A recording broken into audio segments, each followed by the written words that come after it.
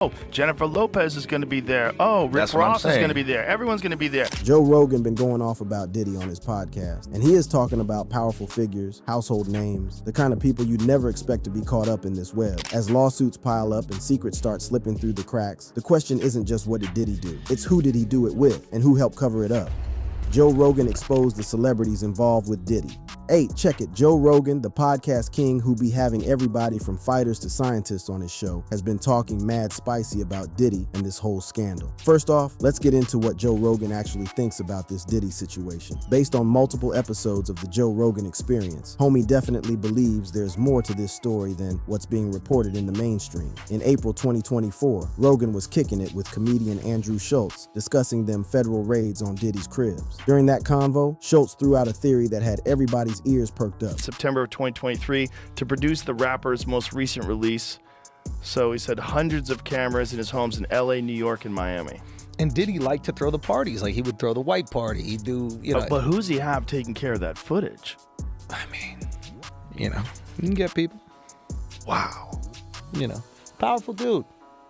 He's a powerful dude, and I think he really enjoys power. The underage people. Schultz suggested that when the feds pulled up on Diddy with them big-ass Hummers, they weren't just looking for dirt on Diddy. They were searching for tapes that might have other big names caught slipping. Rogan agreed, saying, yeah, oh, I'm sure, basically co-signing that theory that the feds might be after bigger fish than just Diddy. This right here shows Rogan's general stance on the situation. He believes this ain't just about Diddy as an individual, but potentially about a whole network of powerful people who might be implicated. It's clear Rogan thinks there's some deep going on behind the scenes, possibly involving some big names in entertainment and beyond. Rogan's take on Diddy himself ain't exactly sympathetic either. In a conversation that was reported by IMDb, Rogan said, I bet Diddy is not even gay, suggesting that them stories about Diddy having sex encounters with male celebrities wasn't about sexuality, it was about power. Rogan called it a drugged up power move, like Diddy was just flexing his influence and control to dominate others. That's Rogan basically saying Diddy's whole vibe is about power and manipulation, not just regular celebrity shenanigans. He's painting a picture of Diddy as someone who uses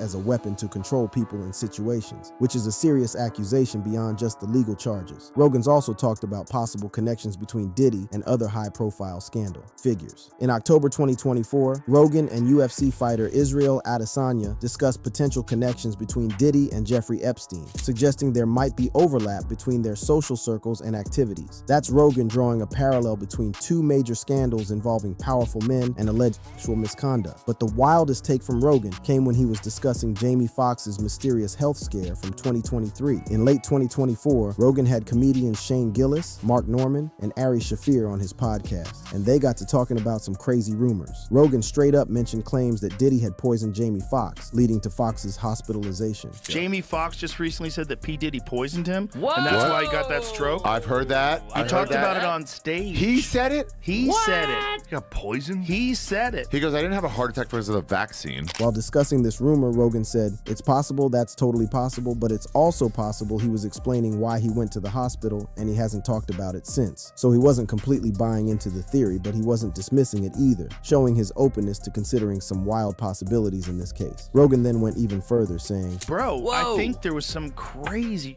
shit going Like on. Cosby, like drugging. Diddy to wasn't see- even that I big. think It was murders. Drake could do it. There's alleged murders. A bunch of people that got pneumonia. A bunch of convenient people that died of pneumonia. this man was basically suggesting Diddy might be connected to people dying. That's some heavy accusation, even if he's just speculating. So Rogan's overall stance on this Diddy situation is that it's bigger and darker than what's being reported. He's suggesting potential connections to other powerful figures, possible blackmail operations, and even hinting at more serious crimes beyond what Diddy's currently charged with. Now let's talk about them celebrities that's actually named in them lawsuits against Diddy, because regardless of what Rogan or anybody else is speculating about, there are some real names and actual legal documents that's facing serious heat. According to Newsweek, NPR, and Business Insider, there's a whole squad of celebrities who've been named in lawsuits connected to Diddy. Some of them are straight up co-defendants, meaning they're accused of participating in illegal, while others just get mentioned as being around when stuff was going down. Let's start with the heavy hitters who've been named as co-defendants. First up, Jay-Z,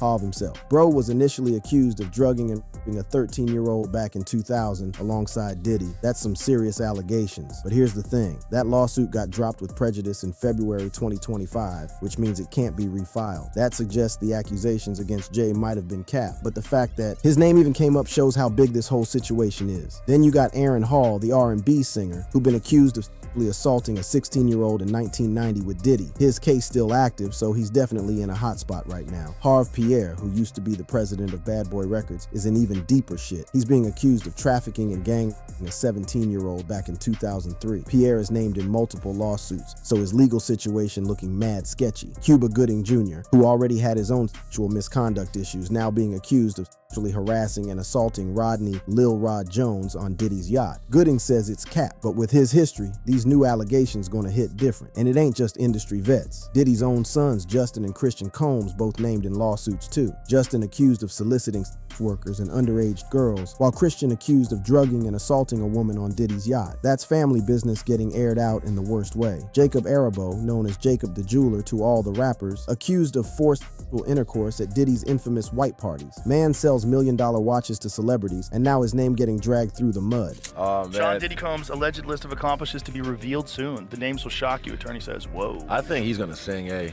If I got invited to the white party, I'd have gone. Especially if you didn't know. Of course, no one knew. No one Right. knew. If And you then don't you know, find you're just out. You also got Devontae Swing from Jodeci being accused of trafficking and coercing an underage Liza Gardner. That's one of the founding members of one of the biggest R&B groups ever, now caught up in this mess. But the names that really got people talking is the current Celebrities NFL star Odell Beckham Jr. and comedian Drewski, both accused of participating in the gang of Ashley Parham in 2018. OBJ went hard denying these allegations on Twitter, saying he wasn't even near the location where it supposedly happened. Drewski also called it a fabricated lie and pointed out he wasn't even famous at the time. Then you got a whole other list of celebrities who get mentioned in the lawsuits but ain't directly accused of crimes. Stevie J from Love and Hip Hop, who Diddy allegedly used to groom Rodney Jones. Young Miami from City Girls, who dated Diddy, mentioned for supposedly harassing a pregnant plaintiff and causing a miscarriage. Singer Kalena Harper mentioned as witnessing Diddy's abuse and being threatened. Music execs Jimmy Iovine and Lucian Grange get mentioned too. Iovine for allegedly witnessing Diddy assault his ex Cassie Ventura but still doing business with him, and Grange was initially accused of aiding and racketeering before being dropped from a lawsuit. Even Prince Harry's name comes up, just being mentioned as a dignitary who was in Diddy's social circle. No accusations against him, but just being associated with Diddy right now ain't a good look. Nicki Minaj, Usher, and Nayo all get mentioned in passing too. Not accused of anything directly, but their names still getting dragged into this mess just for being around Diddy at certain times. So when Joe Rogan talks about this case potentially implicating other big names, he ain't just speaking hypothetically. There are already real celebrities named in real legal documents. Some of these cases gonna stick, others might get dropped like the one against Jay-Z, but the fact that so many big names are already involved shows how deep this scandal goes. And that's what makes Rogan's stance on this situation so interesting. He's suggesting this is just the tip of the iceberg. He's implying there might be even more names and even more serious allegations that haven't come to light yet. Whether that's true or not remains to be seen, but one thing's for sure, this Diddy case already has more celebrity involvement than almost any other scandal in recent entertainment history. Let's dive into something juicy. The actual conversations Rogan's had with different celebrities on his podcast about this whole Diddy situation.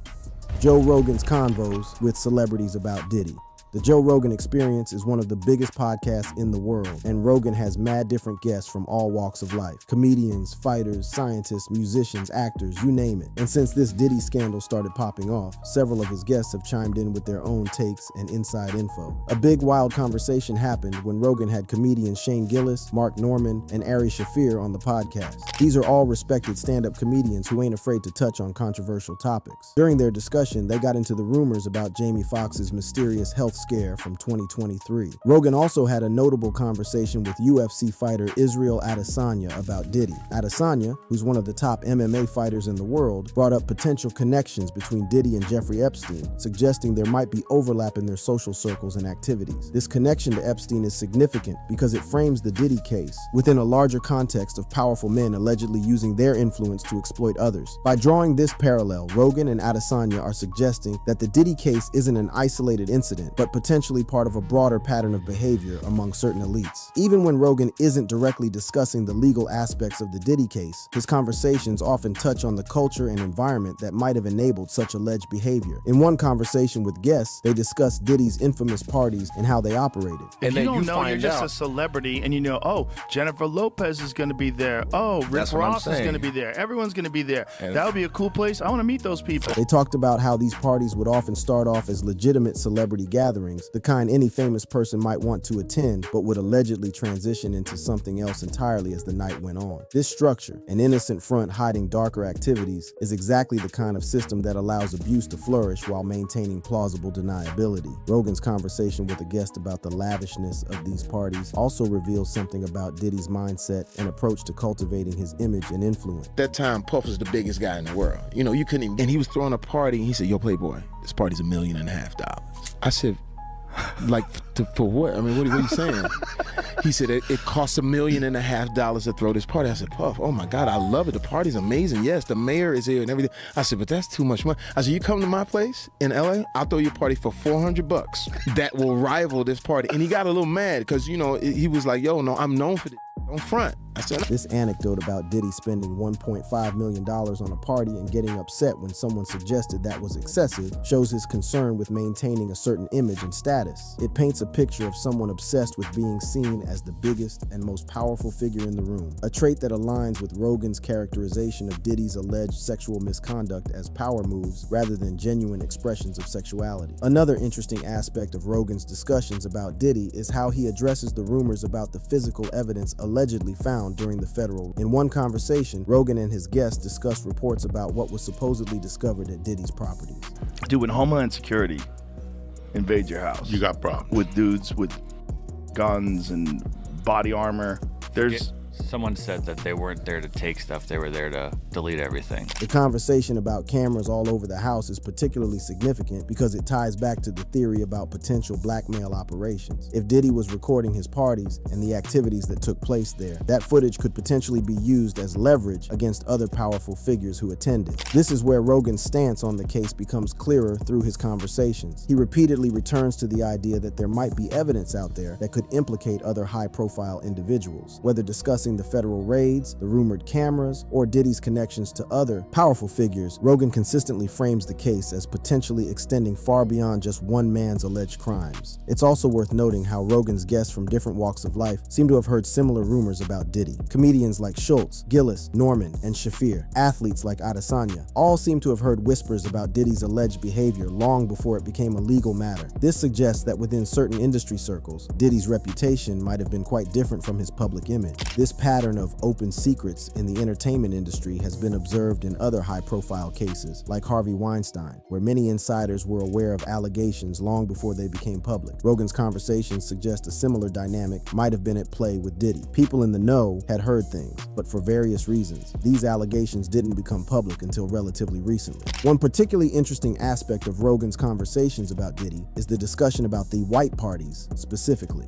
These were Diddy's signature events, known for their dress code requiring all attendees to wear white. They were high profile, widely covered in the media, and attended by numerous celebrities. In his conversations, Rogan and his guests discuss how these parties might have served as a perfect, cover-legitimate, public-facing events that could potentially mask more questionable activities. The public nature of these parties, with their celebrity attendees and media coverage, provided an air of legitimacy that could make allegations about misconduct seem less credible. The cumulative picture that emerges from these various conversations on Rogan's podcast is of Diddy as someone who carefully cultivated relationships with powerful people across different spheres, maintained a public image of legitimate success and influence, but allegedly used that position to engage in behavior that, if the allegations are true, was deeply exploitative and potentially criminal. Rogan's willingness to have these frank discussions with various guests from different backgrounds has helped bring more attention to the case and its potential implications. While he's careful not to present speculation as fact, these conversations have certainly contributed to public understanding and scrutiny of the allegations against Diddy. And it's worth noting that Rogan's influence in this regard is substantial. According to TMZ, during jury selection for Diddy's sex trafficking trial in May 2025, one potential juror mentioned they learned about Diddy's parties from listening to Rogan's podcast. This shows how discussions on platforms like the Joe Rogan Experience can shape public perception and even potentially influence legal proceedings. Let's get into the real talk about what this all means and what might happen next. The real impact and what's next.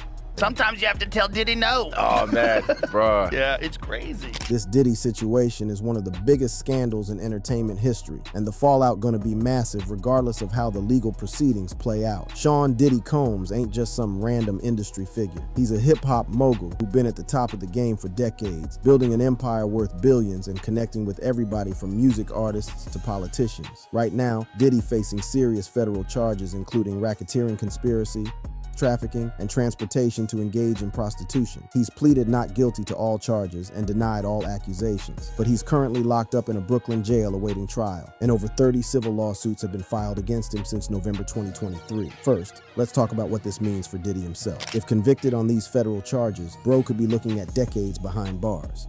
Trafficking charges alone carry a minimum sentence of 15 years and could go up to life imprisonment. For a man who spent his entire adult life as one of the most powerful figures in entertainment, that's a dramatic fall from grace. But beyond the legal consequences, Diddy's legacy and empire already taking major hits. His businesses, including his media company Revolt, his Sean John clothing line, and his Kyrock vodka partnership, all facing uncertain futures as brands distance themselves from the controversy. His music catalog, once celebrated as part of hip-hop's golden era, now being reassessed in light of these allegations. For them, celebrities directly accused as co-defendants in these lawsuits, the stakes couldn't be higher. Those like Aaron Hall, Harve Pierre, and the Combs brothers face potential criminal charges, civil liability, and devastating reputational damage. If convicted, they could face imprisonment, fines, and registration as offenders. For athletes like Odell Beckham Jr., the allegations could derail not just his current career, but his entire legacy. Even though he's strongly denied, the accusations, the mere association with this case, could make teams hesitant to sign him, sponsors reluctant to be associated with him, and fans uncertain about supporting him. For up-and-coming figures like Drusky, these kinds of allegations hit at a crucial moment in their career trajectory. While he's dismissed the claims as a fabricated lie, the controversy could still stall his projects and momentum in the entertainment industry. Even for those just mentioned in connection with Diddy but not directly accused, like Young Miami, Stevie J, and others, there's a significant guilt by association effect to contend with. They'll need to navigate how to address their past relationships with Diddy and potentially distance themselves from him to protect their own careers and reputations. But this case ain't just about individual celebrities. It's about the entire entertainment industry and how it operates. The Diddy case raises serious questions about power dynamics, exploitation, and the systems that might enable abuse to go unchecked. One of the most significant aspects of this case is how it potentially exposes the use of parties and social events as fronts for more questionable activities. As Rogan and his guests have discussed, Diddy's parties allegedly operated with a dual nature, starting as legitimate celebrity gatherings, but transitioning into something else entirely. And that's why the news about the FBI allegedly finding cameras all over the house and 100,000 bottles of baby oil at Diddy's properties is so significant, if true. The combination of surveillance equipment and sexual paraphernalia suggests potential blackmail operations, a tool commonly used by powerful figures to maintain control over others. The Diddy case also exposes the particular vulnerabilities faced by aspiring artists and young people trying to break into the entertainment industry. Many of the alleged victims were in positions where their careers could be made or broken by someone like Diddy. This power imbalance creates conditions ripe for exploitation and makes it extremely difficult for victims to speak out. For example, Rodney Lil Rod Jones, who filed a $30 million lawsuit against Diddy, alleges that he was groomed and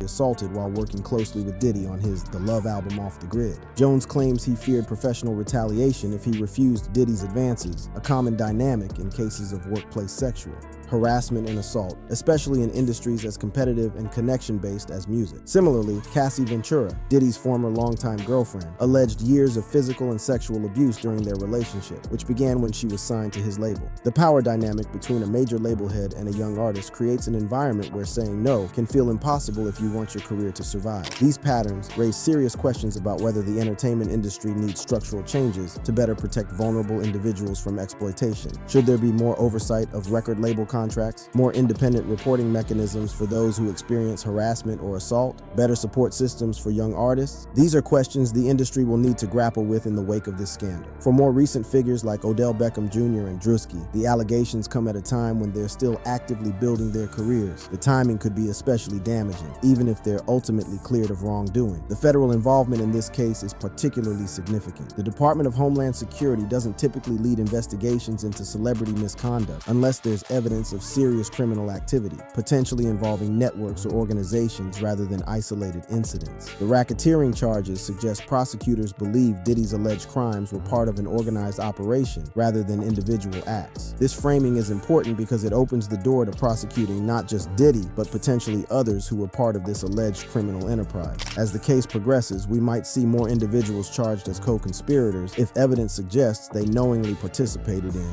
or facilitated illegal activities. The impact of this case extends far beyond Diddy himself, raising questions about power dynamics in the entertainment industry, the vulnerability of young artists, and the systems that might enable abuse to go unchecked. As this case continues to unfold, it has the potential to be a watershed moment for accountability in the entertainment world, regardless of how the specific legal proceedings against Diddy ultimately play out. What are your thoughts on Joe Rogan exposing celebrities? He's not afraid. He's not afraid of the charges. That's Diddy's lawyer talking tough, but let's be real. Diddy's got every reason to be shook. This trial ain't looking good for him, and the pressure's starting to show. Word is, Diddy and his team made a wild statement that left the judge heated. It's starting to look like this trial is about to go from bad to worse. So what did Diddy and his lawyers say that pushed things over the edge? Let's break it all down. Judge Aaron Subramanian's mounting frustration.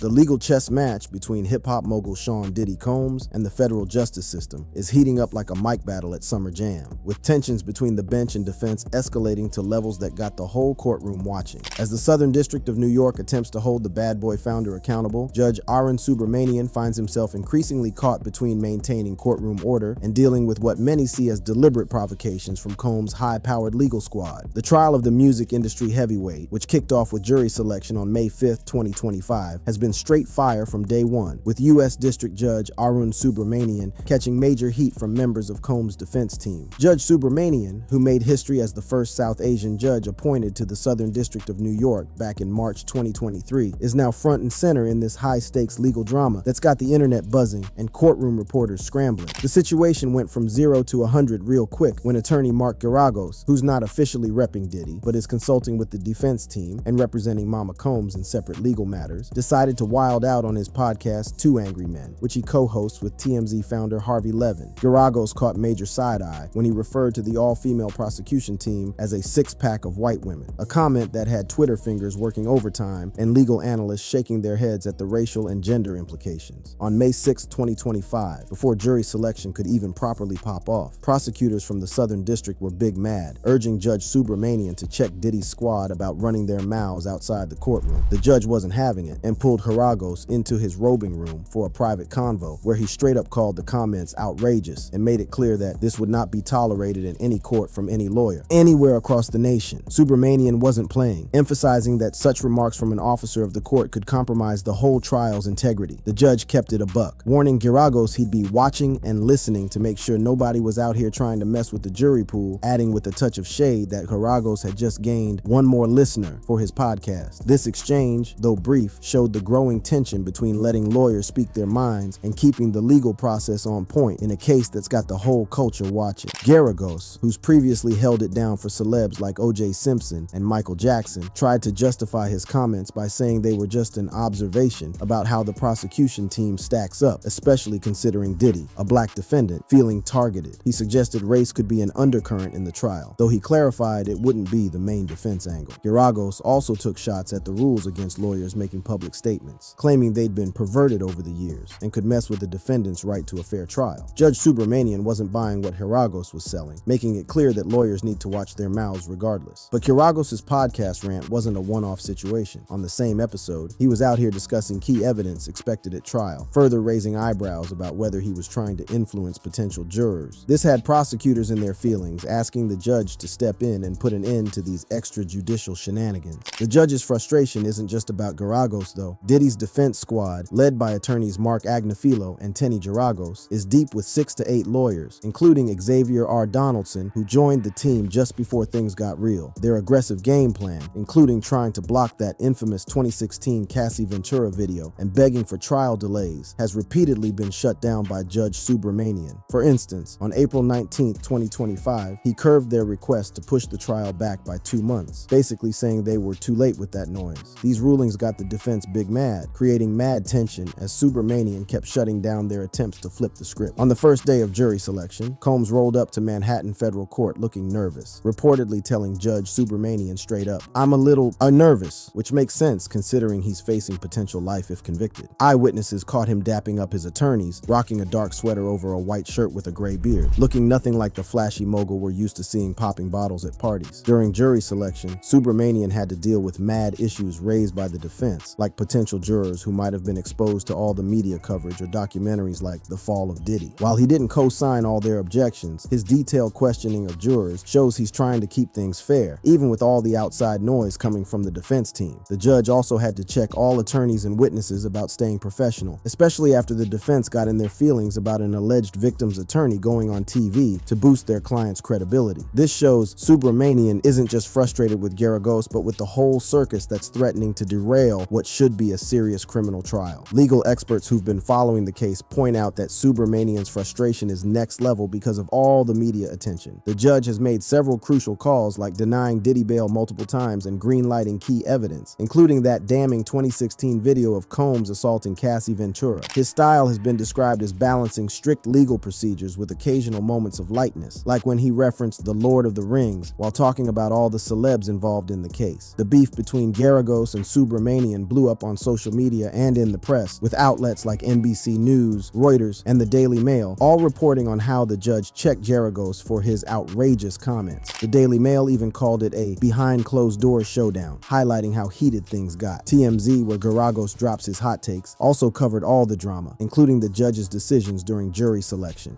Defense tactics, frustrating the court and prosecution.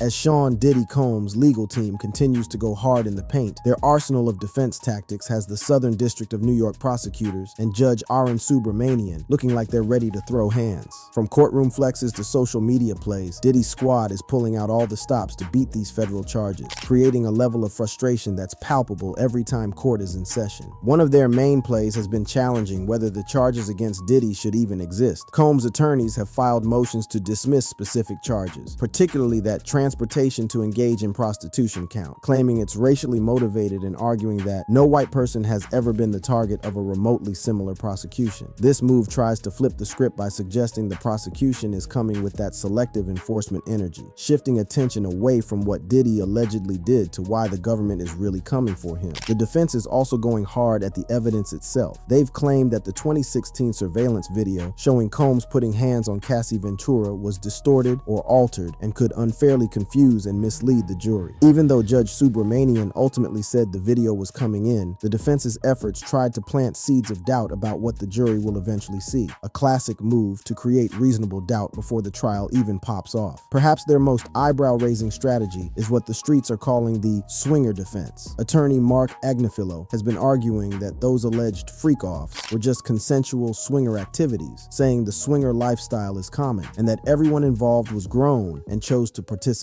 This defense is trying to normalize what went down and shift the conversation from coercion to consent, potentially undercutting those trafficking charges. But those activities in the lifestyle is not criminal. What was notable today, what my partner Mark said in court, is they never once said that these women didn't consent to what happened. Not once.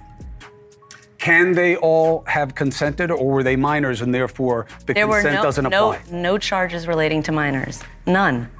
None. This whole everything was consensual angle goes beyond just the swinger narrative. The defense keeps hammering that Diddy's relationships, including with alleged victims, were all consensual, describing accusers as former long-term girlfriends whose private business was defined by consent, not coercion. This move tries to paint the accusers as cap artists who are now reframing relationships they willingly participated in, a strategy that's worked in other celebrity cases, but which prosecutors say ignores the power dynamics and alleged threats in play. The defense also seems to be playing the delay game. Combs' team previously pushed for a 2-month delay in the trafficking case, which Judge Subramanian wasn't having. These kinds of requests buy time to get their facts straight, gather more evidence, or maybe work out a plea deal. Delays also potentially wear down prosecution resources or cause the public to lose interest. Similarly, Combs. Squad has repeatedly tried to get him out on bail, arguing he's not trying to run and is ready to face the charges, despite getting curved multiple times. In March 2025, Tenny Garagos went on News Nation's Chris Cuomo show to defend her client, emphasizing how Diddy was actually cooperating with authorities. He got on a plane and he came here. And that's an extraordinary move for a defendant who's been under investigation that he's been aware of for at least 6 months. He came to the very jurisdiction that is investigating him, and he said, I'm here, I want to surrender, let me surrender. He's fighting, he's innocent, and he's gonna be able to show it. Innocent means he didn't do any of the wrong things. Not guilty means they can't make the case. He's right? innocent. The race card is definitely in play too. Mark Geragos' controversial podcast comments about the prosecution being a six-pack of white women were presented as just pointing out perceived bias, suggesting Diddy is being unfairly targeted as a black man. This move tries to rally public support by framing the prosecution as prejudiced, tapping into very real concerns about racial disparities in the justice system, though Judge Subramanian called this particular comment outrageous and out of pocket. The defense has also accused prosecutors of using aggressive and deceptive media tactics to trash Combs' reputation, claiming this biases public perception and makes a fair trial nearly impossible. By framing the case as a media witch hunt, they're trying to shift focus away from the actual allegations. Meanwhile, prosecutors clap back that it's Diddy himself who's been trying to influence public opinion through coordinated media campaigns. Diddy has assembled what some are calling the Avengers of Legal Defense. Mark Agnifilo, known for handling complex criminal cases, leads the squad. Alexandra Shapiro, a former clerk for Justice Ruth Bader Ginsburg,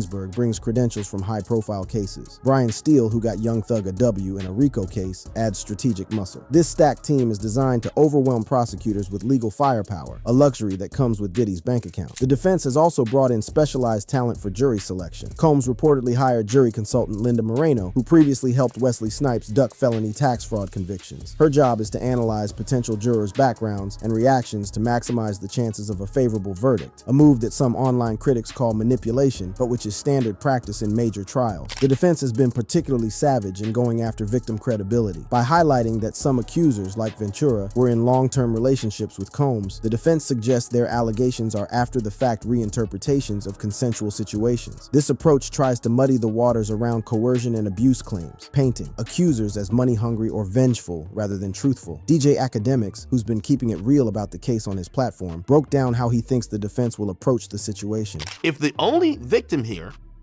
that they have and they're gonna go to trial with is Cassie, if I'm Diddy, I'm like, oh, we're gonna beat this. You know why? We're gonna contextualize everything.